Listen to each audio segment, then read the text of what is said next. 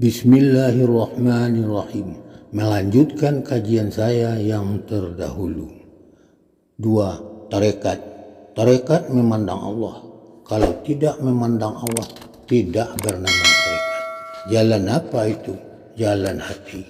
Mana yang dikatakan hati? Ilmu, katanya.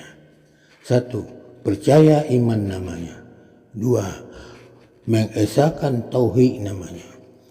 3. Bergerak nyawa namanya. 4. Mengira-ngira hati namanya. 5. Mengingat ma'rifat namanya. Di mana duduknya? Di bumi yang putih. Apa yang dikatakan bumi yang putih? Cahaya bindarang dalam jantung. Wujud bernama wujudullah. Sifat bernama sifatullah. Merenangi laut ma'arullah. Di sini nyata nur Allah. Apa katanya? Allah. 3. Hakikat. Hakikat menyengaja Allah. Kalau tidak menyengaja Allah, tidak bernama hakikat. Jalan apa itu? Jalan nyawa. Mana yang dikatakan nyawa? Silan sayu namanya langit, silan sunyi namanya bumi. Tersembunyi dalam sifat. 4. Ma'rifat.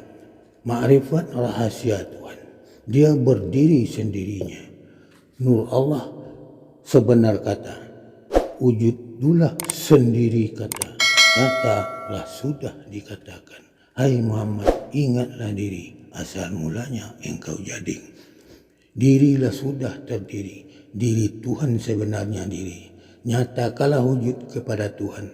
Nyatakanlah pandangan kepada Tuhan. Wujud Tuhan, wujud aku. Wujud Tuhan sendirinya. Pandangan Tuhan, pandangan aku. Pandangan Tuhan sendirinya. Wala taraka syai'a illa bi'idnillah.